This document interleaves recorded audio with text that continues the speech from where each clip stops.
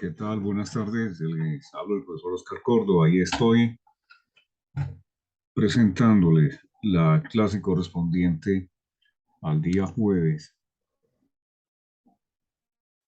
4 de agosto.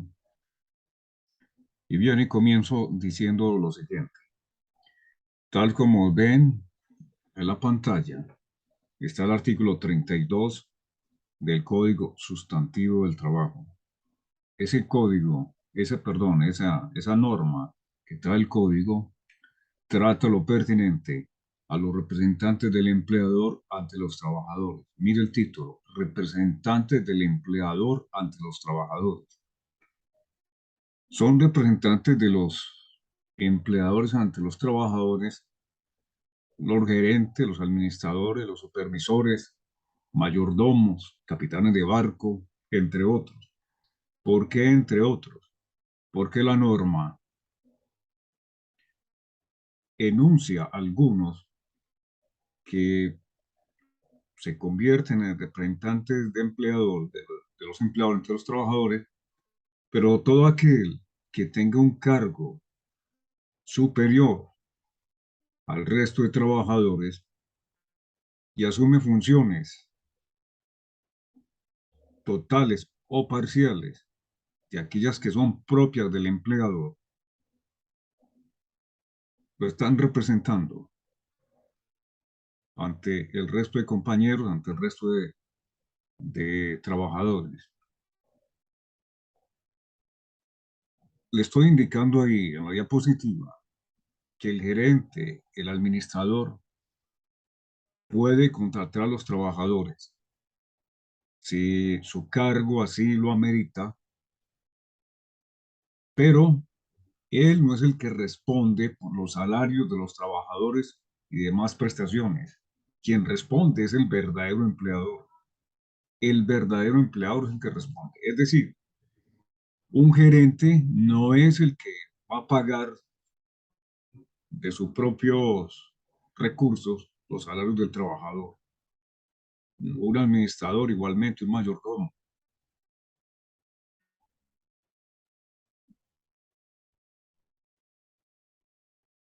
La empresa o el empleador delega en estas personas una serie de funciones para que gestionen la contratación de trabajadores, para que administren el personal, pero no son los empleadores. No están obligados a cumplirle los derechos a los trabajadores. Quien cumple con los derechos del trabajador es el empleador. El gerente, el administrador es un intermediario, está encargado, está haciendo un mandado, facilita los procesos legales, administrativos del negocio y se reitera, no asume responsabilidad directa ni de forma indirecta frente a los derechos que el código establece, derechos económicos, prestaciones sociales, porque esto corre por cuenta del empleador. Quede eso claro. Sin embargo, y atención a esta última parte de la diapositiva, sin embargo, conforme al artículo 32, si ese gerente, ese administrador, ese supervisor comete desaciertos legales, errores legales, dado que representa al empleador, esos errores legales frente a los trabajadores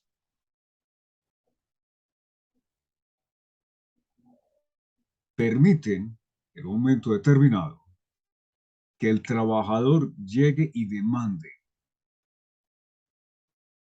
al empleador. Y el empleador, no puede sacar como disculpa y a manera de ejemplo, yo no lo despedí, lo despidió el gerente. Yo no lo suspendí, lo suspendió el administrador. No es viable esa disculpa porque justamente el gerente, el administrador y todos aquellos que representan al empleador frente al resto de trabajadores se ve sujeto el empleador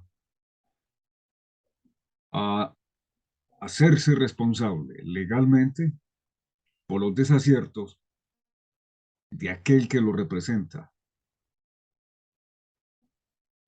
No hay justificación legal para que el empleador se niegue a pagarle al trabajador lo que está exigiendo en una demanda. No es aceptable, por lo tanto,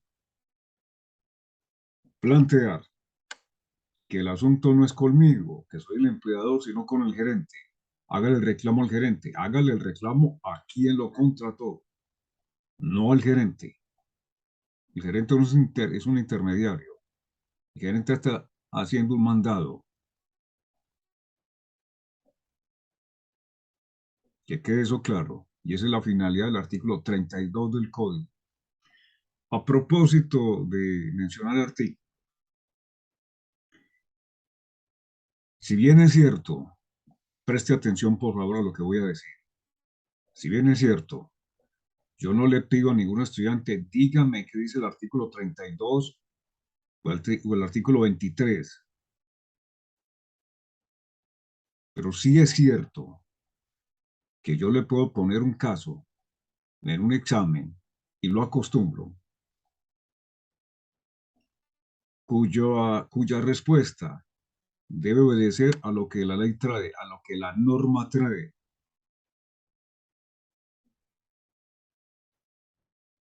Pero no le voy a decir que me escriba literalmente la norma, lo que trae el código.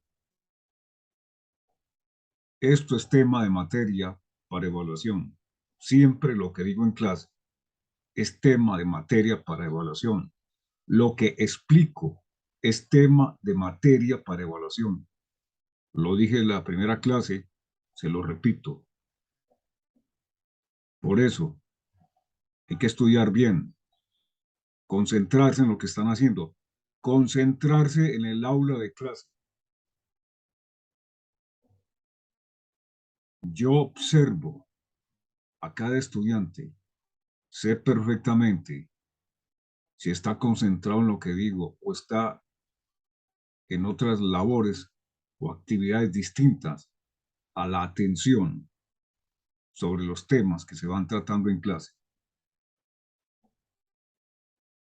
No pierda de vista lo que estoy diciendo. Continúo.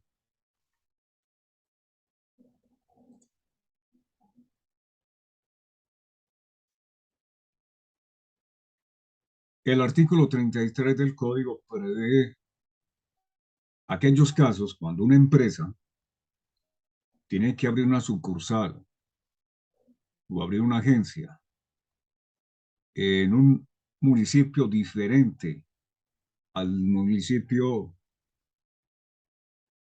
de la principal. Entonces, en esos lugares donde tiene que abrir una agencia o una sucursal, por ley, lo trae el artículo 33 del Código, debe nombrar a una persona que represente al empleador en ese domicilio distinto al principal, en esa ciudad diferente a la principal.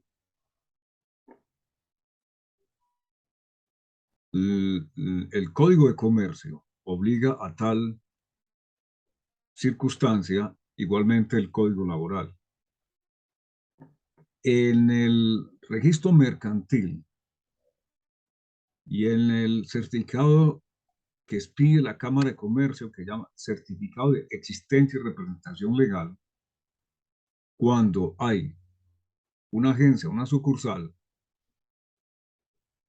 se anota en ese certificado de existencia y representación legal ¿quién habrá de representar al empleador en ese otro domicilio que no es el de la principal, para que sea notificado el empleador de asuntos judiciales o administrativos? Dice la norma, en primer término, los empleadores que tengan sucursales o agencias dependientes de su establecimiento en otros municipios distintos del domicilio principal deben constituir públicamente en cada uno de ellos un apoderado con la facultad de representarlos en juicio o controversias relacionadas con los contratos de trabajo que se hayan ejecutado o deban ejecutarse en ese municipio. Eso es lo que dice la norma y es lo que acabo de mencionar. Debe tener una persona que lo represente frente a controversias que surjan del contrato de trabajo, o sea, controversias con los trabajadores. Y lo va a representar judicialmente o administrativamente.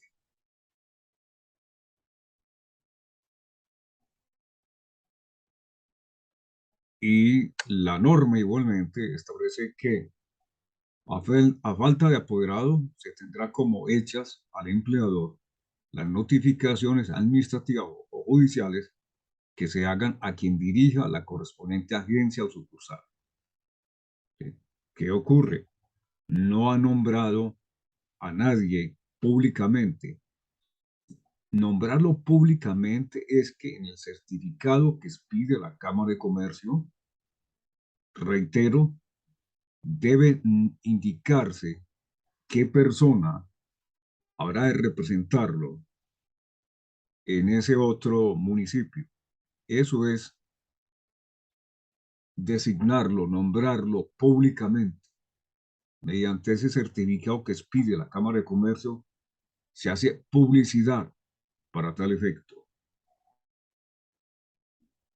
Y anoto el negrilla. Ese representante,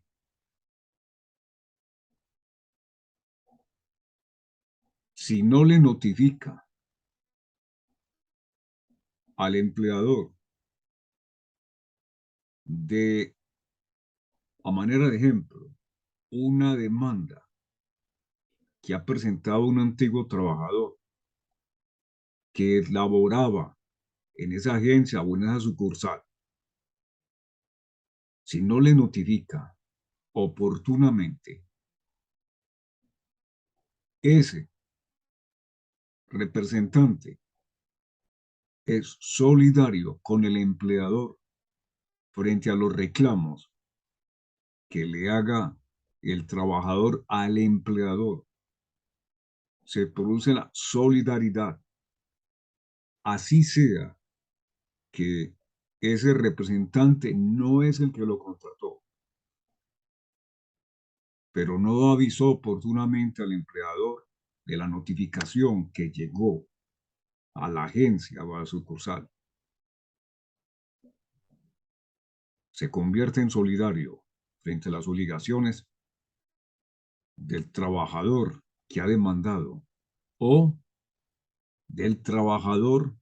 Cuando digo demandado, la palabra es demandado es porque acude a un juez laboral o se hace solidario frente a posibles sanciones que imponga el inspector de trabajo, que es la autoridad administrativa. El juez laboral es una autoridad judicial. El inspector de trabajo es una autoridad administrativa.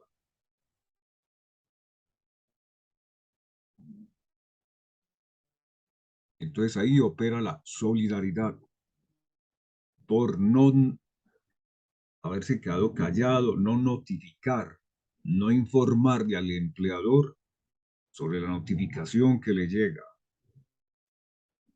por no informarle que un trabajador acudió a un juez laboral y presentó una demanda o acudió a un inspector de trabajo y denunció al empleador. Para precisión de términos, ante un juez se demanda, ante un inspector de trabajo se denuncia. No es igual una denuncia a una demanda. Para ser precisos,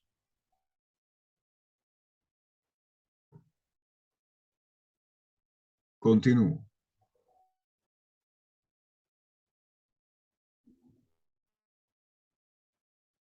Traigo otro tema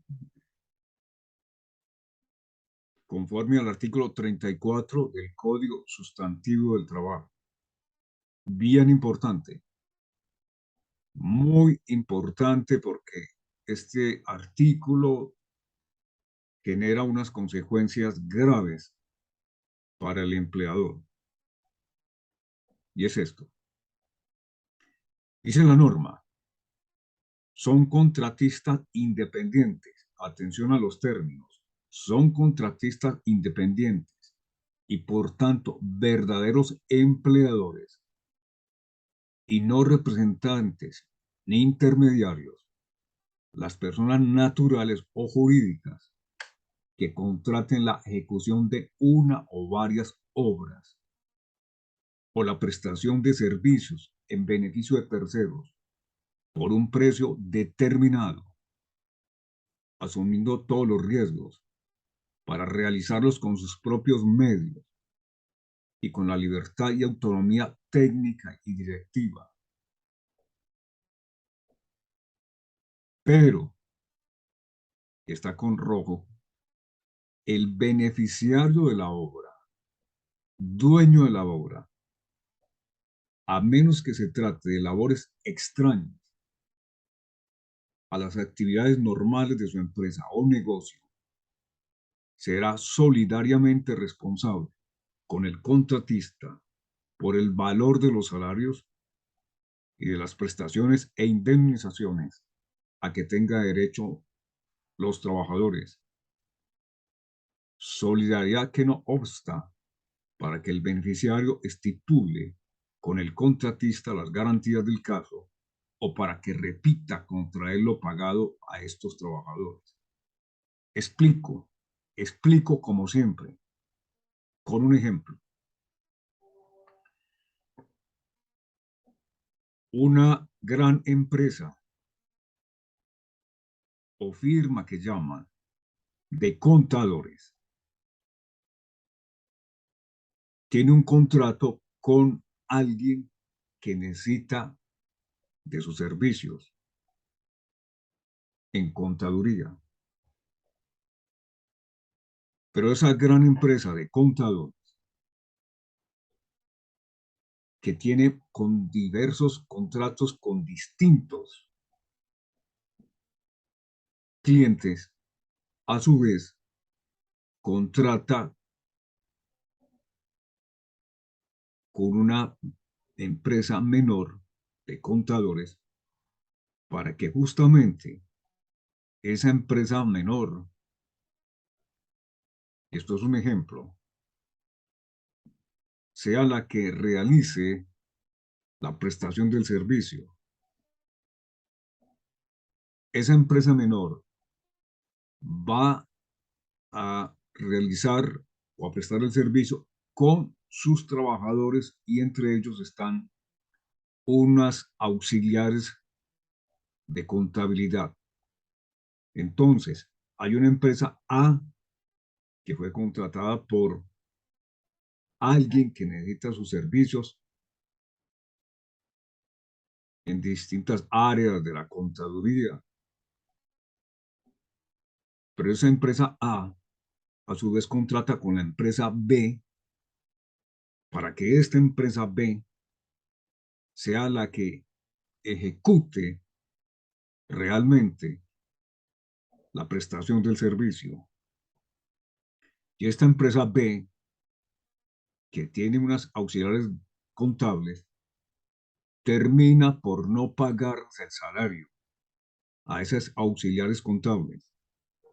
La ley permite que las auxiliares contables demanden a la empresa B y a la empresa A. No puede los dueños o el gerente de la empresa A, la empresa grande de contadores, salir con el argumento que yo nunca contraté a esta gente. Son trabajadores de la empresa B.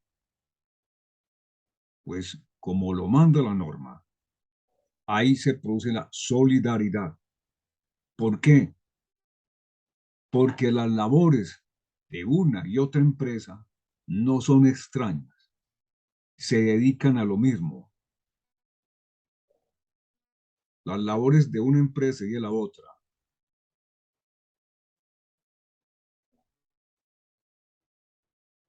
son similares. Encaja la situación perfectamente dentro de lo que trae la norma, porque no riñen las labores de una con la otra. Hay una solidaridad y esas empleadas auxiliares contables pueden demandar a las dos. Y eso generalmente ocurre porque el trabajador observa, si yo demando a quien me contrató y justamente no me ha pagado porque no tiene con qué, pues demando a la otra, a la grande, o demando a las dos. Solidaridad. Bien importante el tema,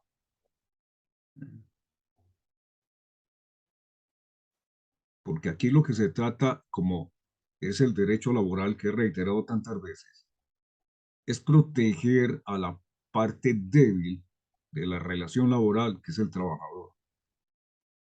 Quien ha creado las normas, el legislador,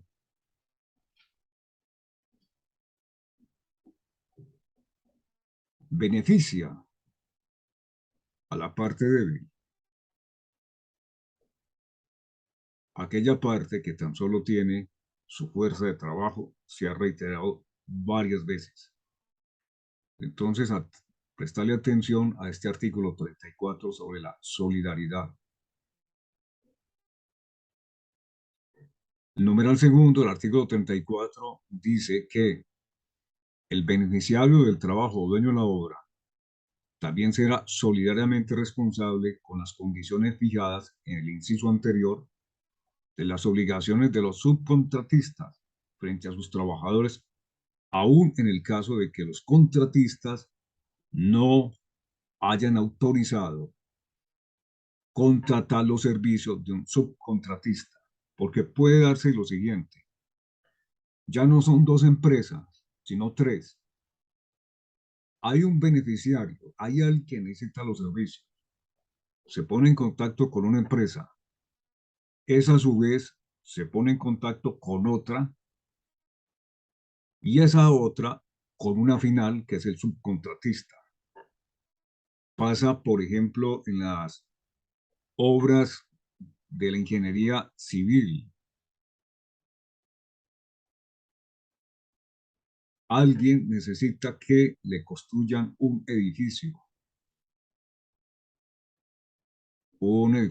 grande de muchos pisos, una gran obra. Contrata a una empresa de ingenieros grande y esa contrata con otra de ingenieros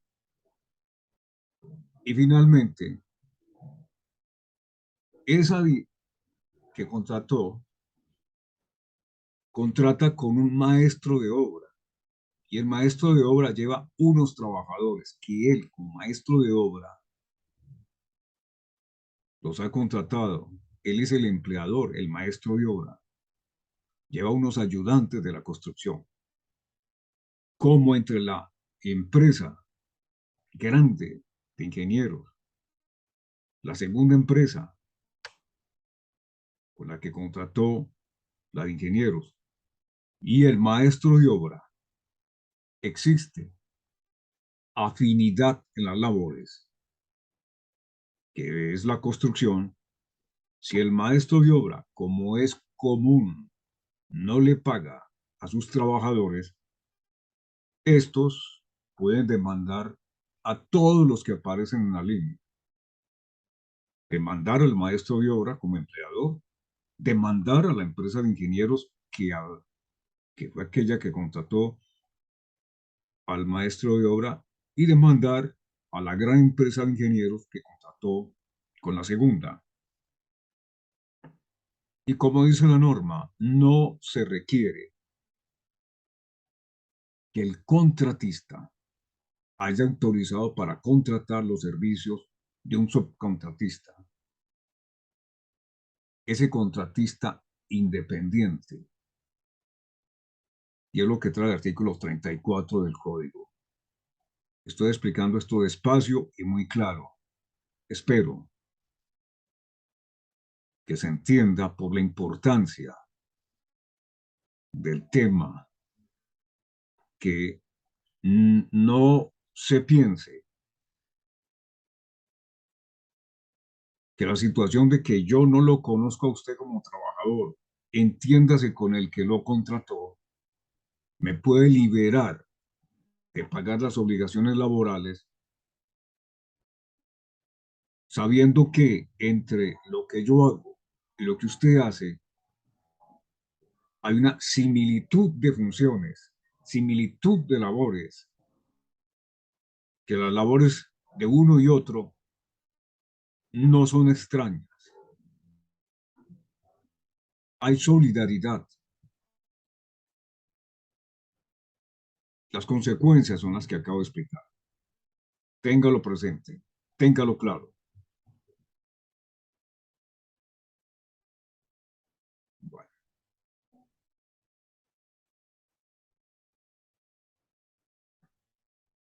les presento la diapositiva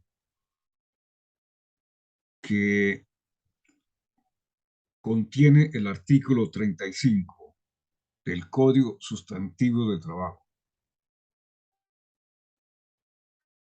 Aquí se plantea lo que son los simples intermediarios. Son aquellos que contratan personal para que ejecuten una labor o un servicio en favor de un empleador, exclusivamente para que presten el servicio en favor de un empleador. Ese empleador va a ser el empleador de los trabajadores que este intermediario, simple intermediario,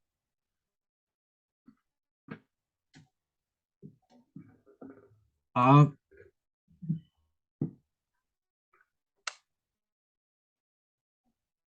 reclutado, pero no es él el que va a ser el empleador,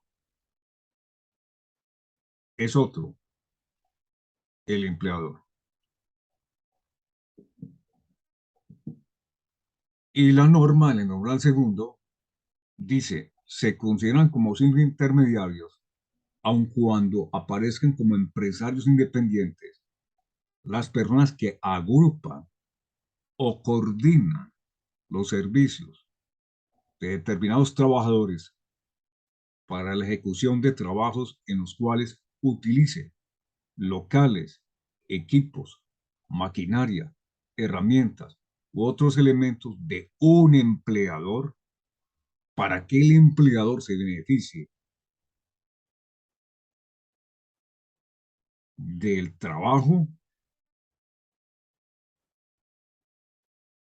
y en actividades ordinarias inherentes o conexas del mismo. Algo que caracteriza cuando hay una discusión sobre si es empleador o no es empleador, y es lo siguiente. La ley establece que el empleador tiene que proporcionarle a los trabajadores todo lo pertinente, todo lo necesario para que estos trabajadores ejecuten la labor o el servicio para el cual fueron contratados. Por lo tanto, el empleador es el que les debe facilitar el computador, todo lo que son mobiliarios, herramientas, equipos, todo lo que requiera el trabajador, se lo tiene que suministrar el empleador.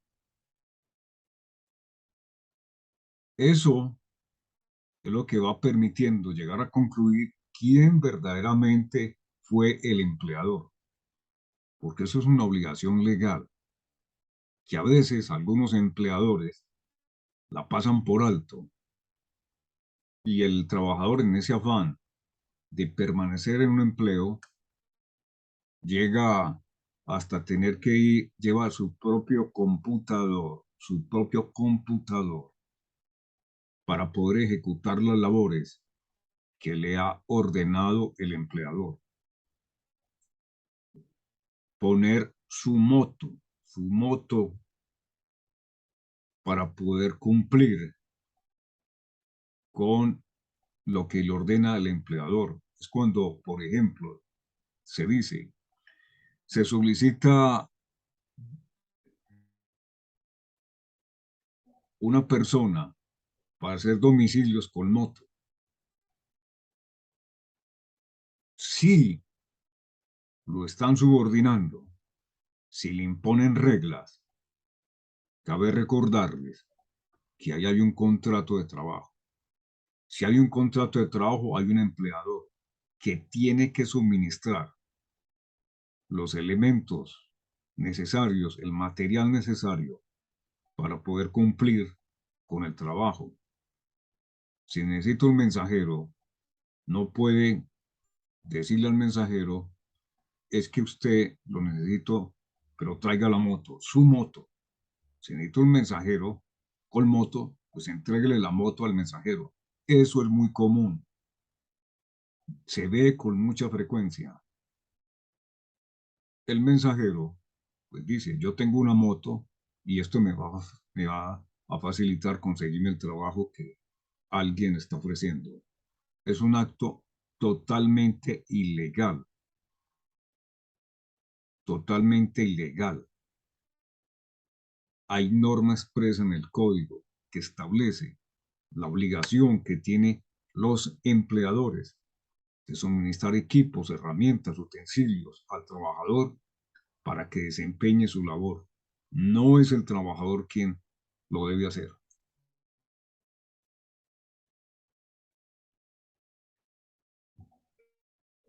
Generalmente,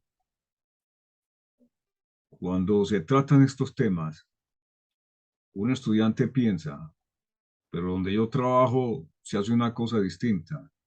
Si donde usted trabaja se hace una cosa distinta y eso distinto no se ajusta a lo que trae el código, el empleador donde trabaja está cometiendo un acto ilegal, no está cumpliendo la ley. No es por el hecho de que se repita y que sea muy común ver que las cosas se hacen así, se deba concluir que es que eso se puede así porque es repetido. Es repetido, pero es ilegal. Yo estoy para enseñar derecho laboral, el derecho que la ley trae. Yo no estoy para enseñar lo que realmente ocurre en las calles. Eso lo vive cada persona. Pero si usted llega a esta materia, debe salir de ella con el conocimiento suficiente para poder determinar esto es legal o esto por el contrario se sale de la ley. Continúo.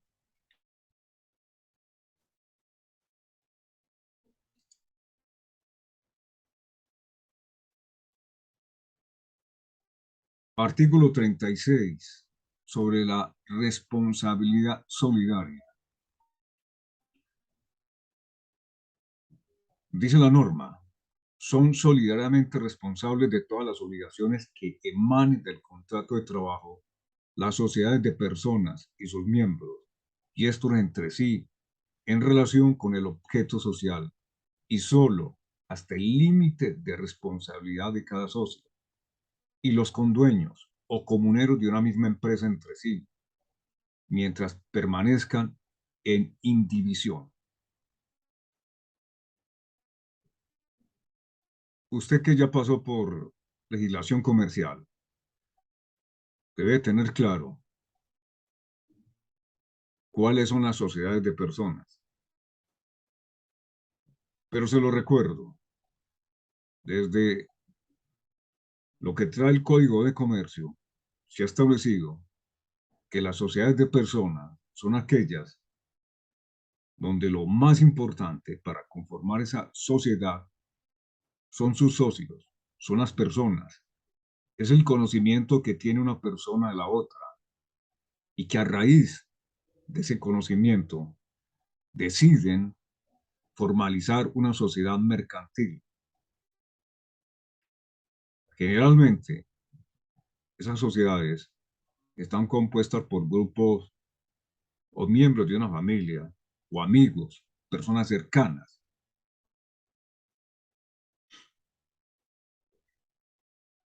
Son sociedades cerradas, donde el capital no es lo más importante. Lo más importante es quiénes conforman la sociedad. El conocimiento que se tiene de una persona frente a la otra y que los ha impulsado a conformar una sociedad. Bien, de acuerdo al Código de Comercio, las sociedades de personas, sociedades mercantiles, por eso están reguladas por el Código de Comercio, son la sociedad limitada, la sociedad colectiva, la sociedad en comandita comandita simple, perdón, sociedad en comandita simple. Y no está en la diapositiva, pero se lo recuerdo, que existen las sociedades de capital, donde sí lo importante es el capital, el dinero que se aporta a la sociedad. Y ahí está la sociedad anónima, la sociedad por acciones simplificadas, la sociedad en comandita por acciones. En esas sociedades, las últimas que menciono, lo vital es el capital. Lo fundamental no es la persona, no es el individuo. Pues bien, si se está en una sociedad de esta clase, limitada, colectiva, en comandita simple, los trabajadores de esa sociedad, en caso de que no se les cumplan sus derechos laborales, pueden demandar a la sociedad como persona jurídica, pero también demandar a los socios. Y estos socios van a responder, como dice la norma, hasta el monto de lo que aportaron a la sociedad. Quiere decir, aquel socio que aportó más va a responder mayormente frente al resto de socios con respecto a lo que los trabajadores exigen. Bien importante el tema igualmente. Entonces, hay una sociedad limitada que incumple, recibe una demanda y el demandante también demandó a los socios individualmente, los ha demandado. En el mismo texto de la demanda se dice, demando a Pedro, a Margarita, a Juan y a la sociedad, porque Pedro, Margarita y Juan son socios.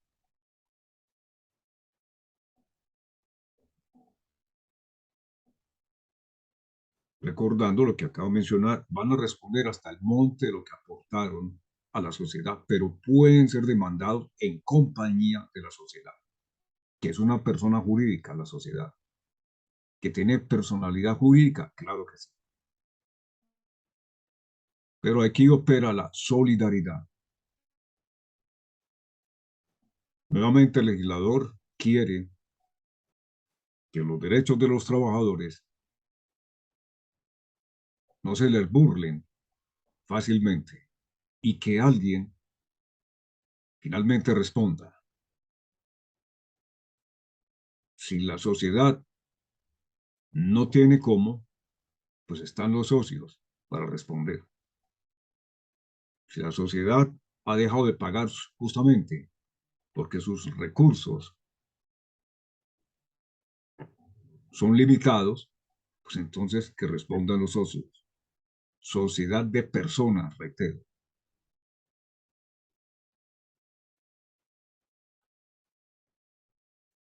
La parte final lo que menciona, si hay una demanda de un antiguo trabajador, pueden mandar tanto a la sociedad como persona jurídica, pero igual a los socios quienes responden hasta el monto de lo que aportaron, hasta el monto, ¿no? No es una responsabilidad total, sino conforme a lo que llegaron a aportar a esa sociedad, que son sociedades, les repito, de tipo mercantil, reguladas por el Código de Comercio, que perfectamente usted ya lo debe tener claro por haber visto la materia de legislación laboral, perdón, legislación comercial, tema de legislación comercial. Bien.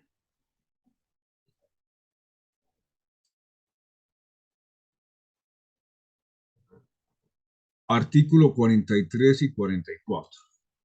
Cláusulas ineficaces.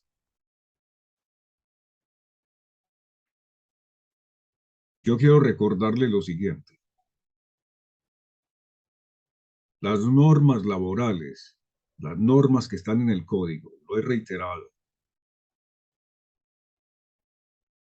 son las normas que consagran unos derechos y garantías mínimas en favor de los trabajadores. Derechos y garantías mínimas en favor de los trabajadores. Derecho a su salario, derecho a la seguridad social, derecho a sus prestaciones sociales, derecho a que se le cancele el auxilio de transporte si lo requiere y si encaja dentro de la norma, que se lo recuerdo, aquel que no supera 2 salarios mínimos tiene derecho al auxilio de transporte y cuando requiere de un transporte para ir de su casa al trabajo y viceversa, es importante, y requiere un transporte para ir de su casa al sitio de trabajo y viceversa, y no supera 2 salarios mínimos, auxilio de transporte, que no es salario, pero se suma al salario para efectos de liquidar, pagar prestaciones sociales. Entonces, cualquier estipulación, cualquier condición tendiente a desmejorar la situación del trabajador con relación a lo que determina la ley laboral, a lo que se ha establecido en un fallo arbitral. Y explico qué es un fallo arbitral. Atención a lo que voy a decir. El fallo arbitral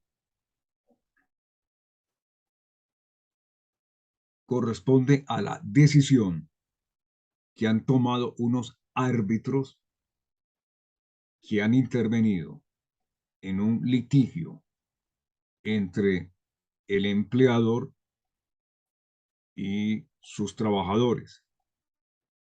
¿Por qué interviene un árbitro o unos árbitros? Porque las partes, empleador y trabajadores, en un documento, atención con lo que estoy diciendo, en un documento aparte del contrato de trabajo, acuerdan que si llega a existir un litigio, una controversia derivada del contrato de trabajo, no van o no va el trabajador a un juez laboral a exigir el cumplimiento de sus derechos. Ese asunto se va a ventilar, a discutir ante un tribunal de arbitramiento, ante unos árbitros que ellos han designado voluntariamente. Ese acuerdo debe quedar en un documento aparte del contrato de trabajo, no puede estar en el contrato de trabajo. Entonces, los árbitros toman una decisión y esa decisión surge de un tribunal de arbitramiento. Tribunal de arbitramiento.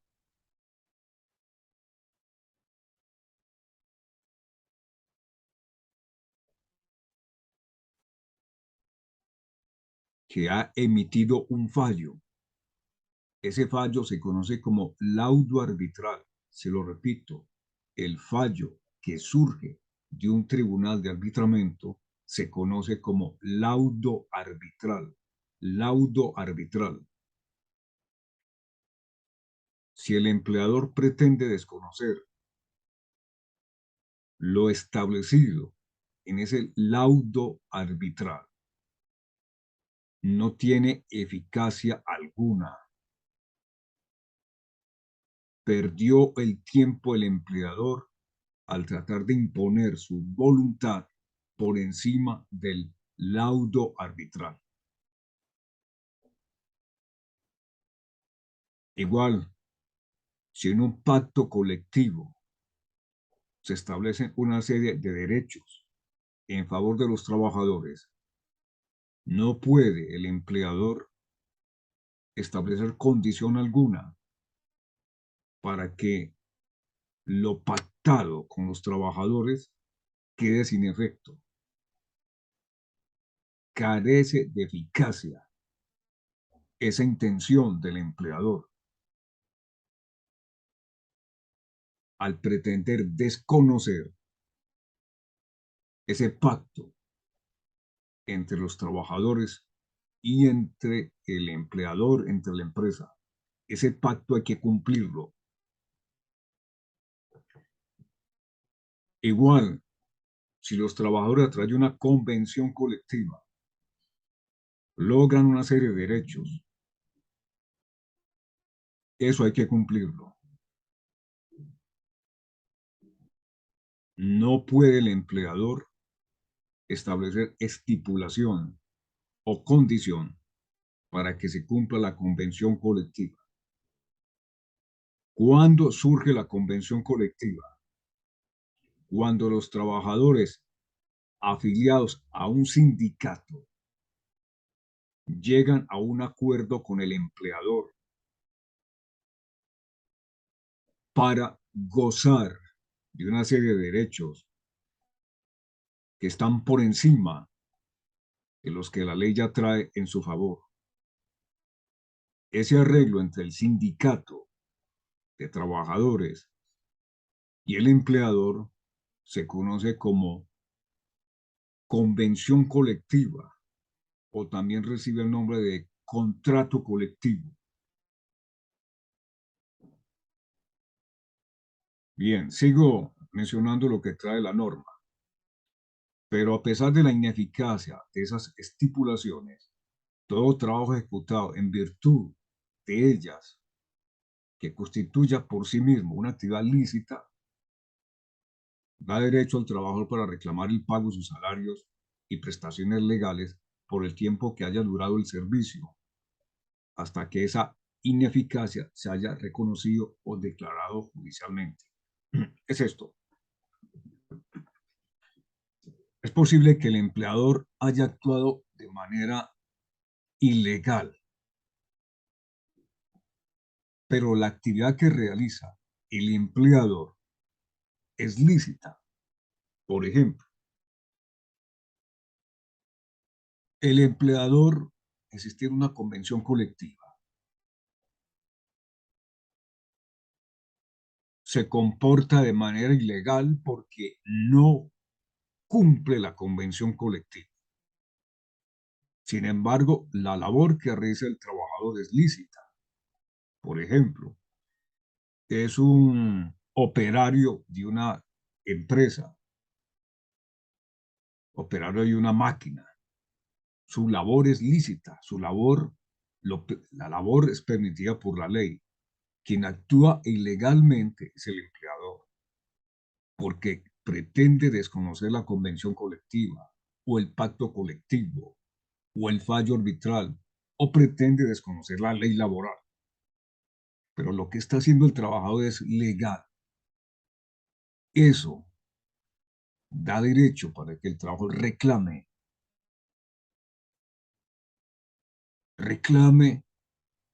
porque es ineficaz la condición o la estipulación que quiso imponer el empleador.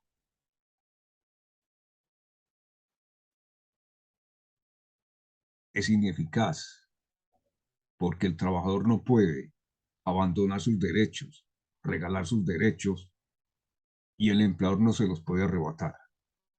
Para eso está la ley, para eso está el código. Esto ya lo he dicho en otro momento. Y agrego esto, ya lo dije, pero lo recuerdo. Las normas que están en el código son normas de orden público. Cuando se dice que son normas de orden público es para que todo el mundo las respete. La voluntad de aquel que creó la norma, que es el legislador, esa voluntad del legislador es una voluntad que compromete a todos para que se respete lo que el legislador ha creado a través de la norma. En este caso, el legislador ha creado el código para que los empleadores y los trabajadores respeten la norma. Su conducta debe estar acorde con lo que el legislador ha establecido en el Código Sustantivo del Trabajo. Eso es normas de orden público. Hay que cumplir lo que el legislador dice, no otra cosa diferente. Artículo 44. Cláusula de no concurrencia. Esta cláusula es lo siguiente: la estipulación por medio de la cual un trabajador se obliga a no trabajar en determinada actividad o a no prestar sus servicios a los competidores de su empleador una vez concluido su contrato de trabajo no produce efecto alguno. Un empleador, antiguo empleador, no puede obligar bajo ninguna razón a que su antiguo trabajador no se vincule con la competencia. No puede ocurrir eso. Eso es una arbitrariedad. Nadie puede evitar que una persona ejerza su profesión o su oficio. Nadie, salvo que sea una autoridad competente. El derecho al trabajo es un derecho fundamental. Entonces ninguno puede intentar que otro deje de trabajar en su profesión o en su oficio, a no ser que sea una autoridad competente. Y pongo al final un ejemplo.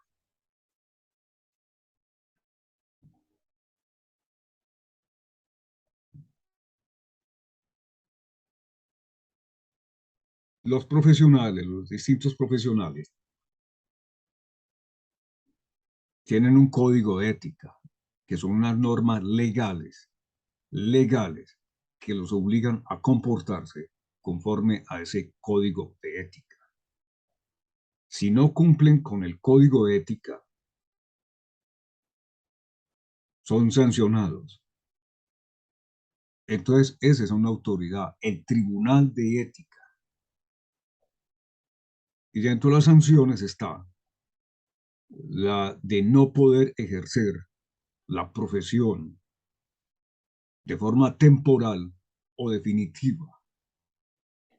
ese tribunal está facultado por la ley para impedir que trabaje. Es una autoridad competente. O un juez penal. Le pongo este caso a manera de ejemplo.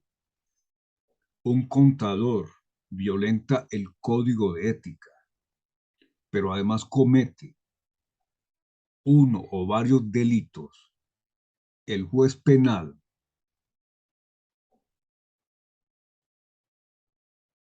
lo priva de la libertad, pero además, y dependiendo de la gravedad de la falta, puede ordenar que no ejerza la profesión por un determinado tiempo. Entonces hay una doble sanción del juez penal. De un lado, lo priva de la libertad y segundo, no puede ejercer la profesión durante un determinado tiempo. Entonces son, a manera de ejemplo, son autoridades legalmente facultadas para impedir que alguien desempeñe su profesión o su oficio. Pero eso es distinto a que el empleador, antiguo empleador, le prohíba a su antiguo trabajador que se vincule con la competencia. No existe la cláusula de no concurrencia en favor del empleador. Pues bien, esto es lo que he tenido para entregarles en el día de hoy, correspondiente a la clase que ya mencioné, tema que se evalúa. Si tienen alguna pregunta, si quieren que les clarifique algún asunto que no ha quedado claro, después de que estudie estas diapositivas, se puede comunicar conmigo a través del grupo que se ha conformado para yo solucionarle las dudas que tenga. Que estén muy bien, les habló el abogado Oscar.